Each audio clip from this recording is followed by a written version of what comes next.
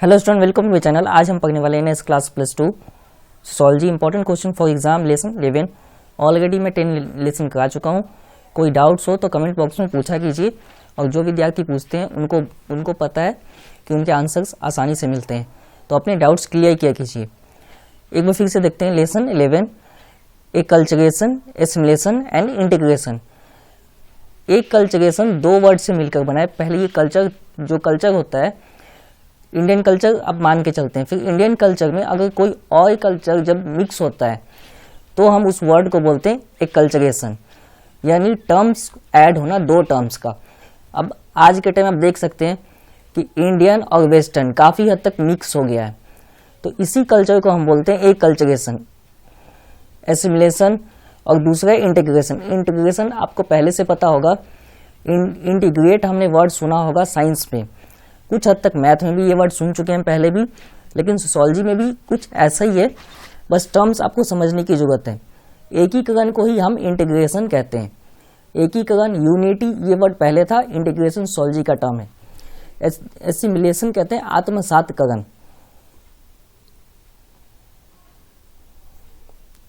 ये 4 ही क्वेश्चन है आपके एग्जाम में जो ऑलरेडी आ चुके हैं, और इन्हीं में से कोई एक आपके एग्जाम में आएगा।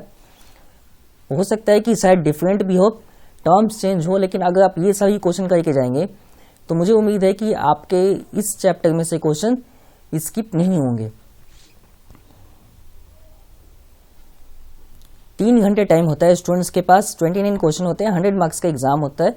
इसमें 1 मार्क्स, 2 मार्क्स, 6 एंड 4 मार्क्स के एग्जाम में क्वेश्चन आते हैं। सबसे इजी जो पेपर होते हैं अकॉर्डिंग टू मी, तो आप समझ सकते हो पॉलिटिकल एंड सोशियोलॉजी सबसे इजी पेपर माना जाता है, क्योंकि उसमें ज़्यादा आपको एफर्ट करने की ज़रूरत नहीं है। अगर एक बार भी आपने पढ़ाई की है अच्छे से तो आपको चीज़ें याद होती है और अच्छे से आप आंसर लिख सकते हैं, चाहे आप हिंदी मीडियम में हो या इंग्लिश मीडियम में। ये कोई मैटर नहीं करता, ये मैटर करता है कि आपने पढ़ा है या नहीं। सोशियोलॉजी टर्म्स पे बेस्ड है, आपके पॉलिटिकल, पॉलिसी, रूल्स, नियम, इन सब पे बेस्ड है। तो क्वेश्चन नंबर 1 देखते हैं हमारा। क्वेश्चन नंबर 1 है, describe how Sanskritisation and westernisation have made change in the caste system. Culture में कास्ट सिस्टम कैसे चेंज हुआ है, परिवर्तन कैसे हुआ, ये आपको बताना है जाति व्यवस्था का। तो अगर जब ऐसे क्वेश्चन आते हैं तो हमें एक सोशियोलॉजिस्ट का नाम लिखना पड़ता है, ताकि आंसर का जो इम्पैक्ट है वो अच्छा हो। एक बार फिर से देखते हैं क्वेश्चन हमसे पूछा क्या गया था। क्वेश्चन हमसे ये पूछा गया था, सोशियोलॉजी में जो संस्कृतिजेशन है एंड वेस्टर्नाइजेशन है, इसमें जो कास्ट सिस्टम है वो चेंज कैसे हुआ। तो ध्यान से समझना, हमें चेंजेस पूछा गया, लेकिन कल्चर चेंजेस नहीं, संस्कृति पूछा गया चेंजेस एंड वेस्टर्नाइजेशन, ये कैसे चेंज हुआ है, इसके द्वारा कास्ट सिस्टम में क्या इम्पैक्ट है। श्रीनिवास, MN श्रीनिवास एक सोशियोलॉजिस्ट का नाम है, तो पूरा नाम नहीं, यहाँ शॉर्ट में लिखा है MN श्रीनिवास, तो यहाँ लिखा है नेम, आप चाहे तो ये नेम यहाँ भी ऐड कर सकते हैं। MN श्रीनिवास पूरा नाम है। Srinivas defined Sanskritisation as the process in which a lower or middle Hindu caste or tribes or any other group change in custom. बिल्कुल, जो कल्चर ही है वो आपके कास्ट को चेंजेस करता है और कस्टमाइज करता है। कस्टमाइज का मतलब अपने हिसाब से बदलाव करना, इसे बोलते हैं कस्टम। हम ऐप में भी ये सब चीज़ें देखते हैं कि फ़ोटो को हम कस्टम करते हैं, जो ओरिजिनल फ़ोटो होता है ऐप से उसमें चेंजेस करते हैं। वैसे ही जो कास्ट सिस्टम है वो कल्चर की हेल्प से उसमें चेंजेस आते रहते हैं। Custom and way of life in direction of the higher or often डुवेज caste, often with such change in they also become claimant for a higher position in the caste system than the one traditional according to them by the local community।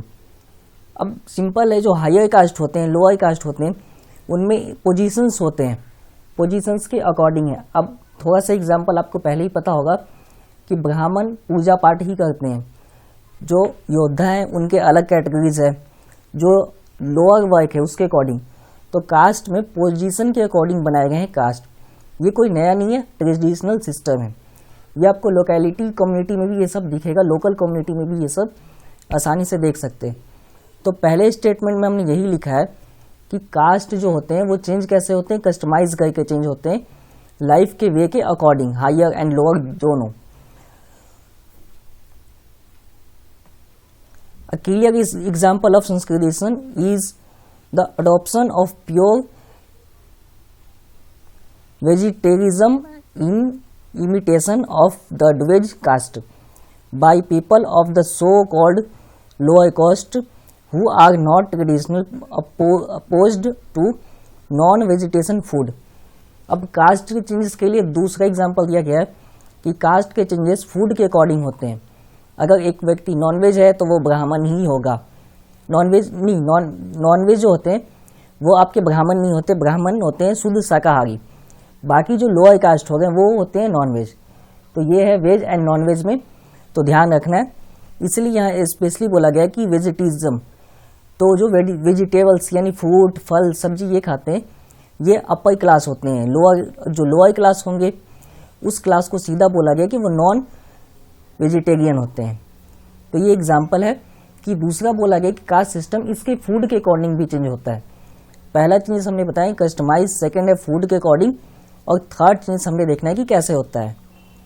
N according to Srinivas Sanskritisation is not only the adoption of new custom and habits, but it is also involved the encouraging with new ideas and value exciting in Sanskritic literature। हमने अभी दो पैरे में हमने पहले और दूसरे पैरे में दो चीजें क्लियर की है, पहले कि कस्टमाइज और दूसरा हमने प्रेजेंट किया फूड। तो यहाँ पे बोला गया कि कस्टम एंड हैबिट इतना इंपॉर्टेंट नहीं है, हम इसे इंक्रीजिंग नहीं करते या इसे इंकरेज यानी इसे बढ़ावा नहीं देते, हम बढ़ावा देते हैं न्यू आइडियाज एंड वैल्यू को। और ये किसके बेसिस पर होता है, सांस्कृतिक लिटरेचर के, जो हमारे संस्कृत में ग्रंथ लिखे गए हैं उसके अकॉर्डिंग हम वैल्यू एंड आइडियाज को प्रीफर करते हैं। तो जो भी कास्ट सिस्टम में चेंजेस आते हैं या फिर कास्ट सिस्टम बने हुए हैं तो उस सब को हम किससे प्रमोट करते हैं या किसकी हेल्प से चेंज करते हैं, संस्कृति लिटरेचर की हेल्प से। They say that karma dharma sin maya samsara moksha etcetera, ये सब टर्म्स हैं। आपको इसमें से कुछ पता होगा। कर्मा यानी कर्म के अनुसार, धर्मा धर्म के अनुसार, सीन यानी साइन के अनुसार। साइन आपको बताने की जरूरत नहीं कि हर धर्म का अपना एक साइन है। साइन कैसे है कि जो उस धर्म को सबसे ग्रेट पर्सन है ना उसी के साइन के अकॉर्डिंग चलता है। जैसे कि आप हिंदुइज्म में देख सकते हैं कलर हो गया कि भगवे रंग का कलर है, ये साइन है। दूसरा कि ओम रिप्रेजेंट करता है कि हिंदुइज्म को, मुस्लिम में अल्लाह रिप्रेजेंट करते हैं, ऐसी सिख में, ऐसी क्रिश्चियंस में, सब में रिप्रेजेंटिंग की जाती है। माया बोला जाता है आपके ऐसी पर्सपेक्टिव को जो हो सकता है या ऐसी भ्रम को बोले जाते हैं माया। समारा एंड मोक्षा, मोक्षा यानी मोक्ष की प्राप्ति, मुक्ति बोलते हैं ना, मुक्ति, ये मोक्षी वर्ड यहाँ यूज किया गया। तो ये सब हमारी लिटरेचर में दिए गए हैं और इसी के अकॉर्डिंग कास्ट को हम चलाते हैं या कास्ट को हम रिप्रेजेंट करते हैं। उसमें चेंजेस होना हो या कस्टमाइज करना हो, ये सब कुछ बेस्ड होता है हमारे लिटरेचर पे। Are the ideas present in such Sanskrit literature, यहाँ पे आगे लिख दिया। तो अब सीधा देखते हैं। This phenomena has also been seen in Nepal in special मगर, नेवार, थारू पीपल। बिल्कुल बोला गया कि आप इन सभी लोगों को जो सांस्कृतिक लिटरेचर वाले हैं वो आप नेपाल में देख सकते हैं स्पेशली। ये कुछ एड्रेस मेंशन है, तो इस एड्रेस पर सांस्कृतिक आज भी वैसी ही चलती है इन्हीं ग्रंथों के आधार पर। इंडिया में ये चीज़ें अभी नहीं है, कई सारे चेंजेस इंडिया में आ चुके हैं वेस्टर्न थॉट के कारण। वो ऊपर आपने दो एग्जाम्पल देखे थे जिसमें ये प्रेजेंट किया गया कि सांस्कृतिक हैबिट और फूड के अकॉर्डिंग चेंज किया जाता है, वही है। यहाँ पे 2 नंबर क्वेश्चन है, तो ये शॉर्ट में ही लिखा है आंसर, तो आपने इतना ही लिखना है। हम आगे चलते हैं क्योंकि इस पे मैंने लॉन्ग क्वेश्चन आपको करा दिए हैं। Question 3 describe acculturation. Acculturation समझने से पहले ये आपको फिर से एक बार रिप्रेजेंट करा दूं या समझा दूं कि जो सांस्कृतिक है यानी हमारा कल्चर है, तो एक हमारा कल्चर हुआ, फिर दूसरा कल्चर से हम कुछ चीज़ ऐड करते हैं अपने कल्चर में, तो हम उसे ही बोलते हैं ए कल्चरेशन। वो फिजिकली हो सकता है, ड्रेसअप हो सकता है, थॉट हो सकता है, वर्किंग हो सकते हैं, फूड हो सकते हैं। तो कुछ भी एक भी चीज़ अगर हम ऐड करते हैं ना अपने कल्चर में, तो हम उसी चेंजेस को बोलते हैं ए कल्चरेशन। या बर्थ हो गया, पर्सन लर्निंग हो गया, कल्चर वैल्यू हो गया, कस्टम, ट्रेडिशन, पैटर्न, इनमें से आप कुछ भी ऐड करते हैं या ट्रांसफॉर्म करते हैं या ट्रांसफर करते हैं तो हम उसे एक कल्चरेशन बोलते हैं। अब रिटेन में कैसे लिखते हैं ये यहाँ पे एक बार रीड कर लेते हैं। Here it stop what you learn on acculturation refer to the transmission and transfer of culture elements from one social group to another. After birth a person learn culture values, custom, tradition and pattern. बिल्कुल, ये सब based किस पे होता है? Birth के बाद ये सब बेस्ड होता है। बर्थ से किसी भी व्यक्ति के जन्म से पहले कोई कल्चर तो होता ही नहीं है, बस उस फैमिली के जो रीति रिवाज होंगे वो माने जाते हैं। जब वो जन्म लेगा तो चीज़ें सीखेगा, कल्चर वैल्यू जानेगा, कस्टम करेगा, उसे कस्टमाइज यानी अपने हिसाब से कुछ चेंजेस करेगा, कुछ वैसे ही रहने देगा, ट्रेडिशन जैसे चला गया वैसे। Then pattern, physical and non material while the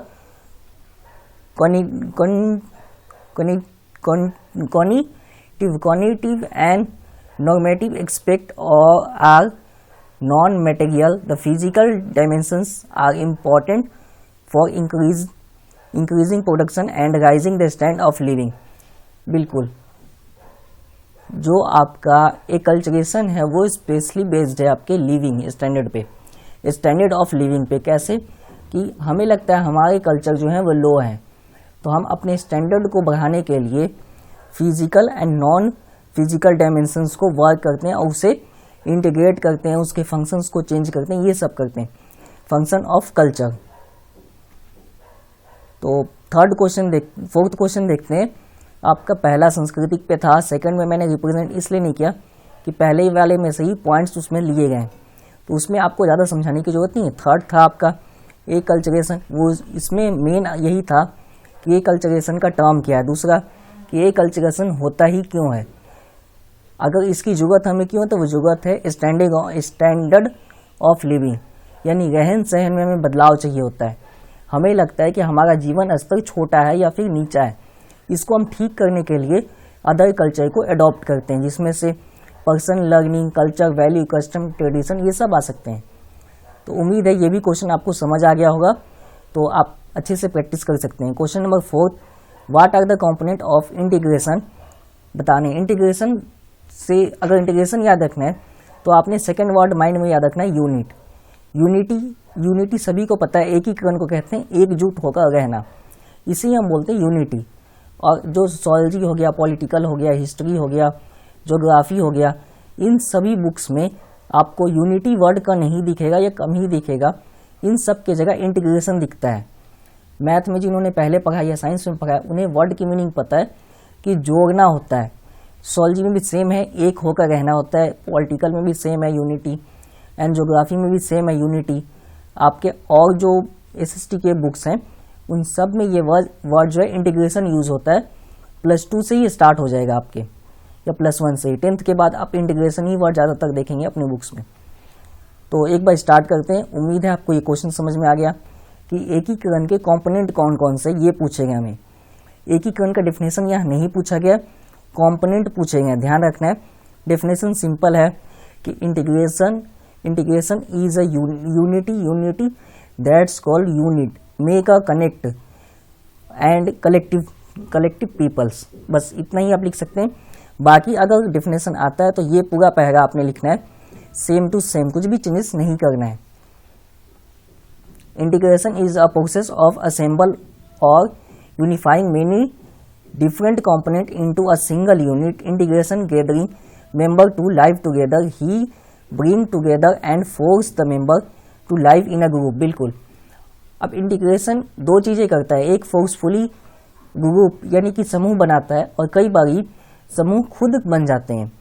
तो दो चीज़ें होती हैं, यहाँ पे बोला गया फोर्सफुली कई बारी बनाए जाते हैं, उन्हें लाए जाते हैं समूह में। अब इंडिया में या पूरे वर्ल्ड वाइड समूह 3-4 तरीकों से डिवाइड है। पहला आपका जो होगा वो कंट्री वाइज होगा, सेकंड होगा रिलीजियस वाइज, थर्ड होगा कास्ट वाइज, फोर्थ आप कह सकते हैं पावर वाइज भी जो मेंबर बने हुए हैं वो बने हुए हैं, इंटीग्रेटेड किया गया है। In this way integration prove stability to the group. बिल्कुल, स्टेबिलिटी मेंटेन करने के लिए इंटीग्रेट किया जाता है। अगर एक व्यक्ति पावरफुल है और दूसरा नहीं है तो यहाँ पे इंटीग्रेशन नहीं होगा।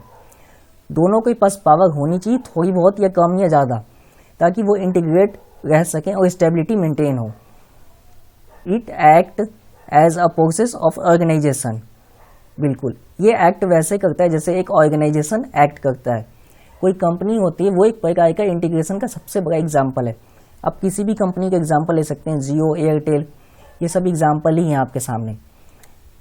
अब लास्ट टर्म में बोला गया component this in the construct to the process of social isolation and segregating collective integration is related to the groups coexisting collective integrity and unity.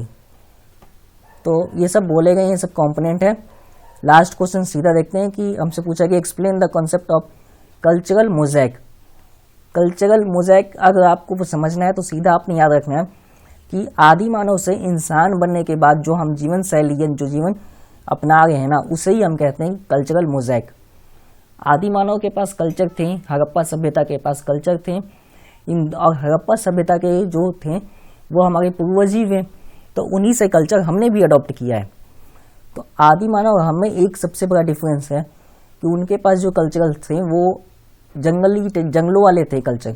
जैसे जंगल में चलता है कि खाना है, रहना है, खुद को बचाना है ताकि हम सर्वाइव कर सके, बस यही है उनका कल्चर।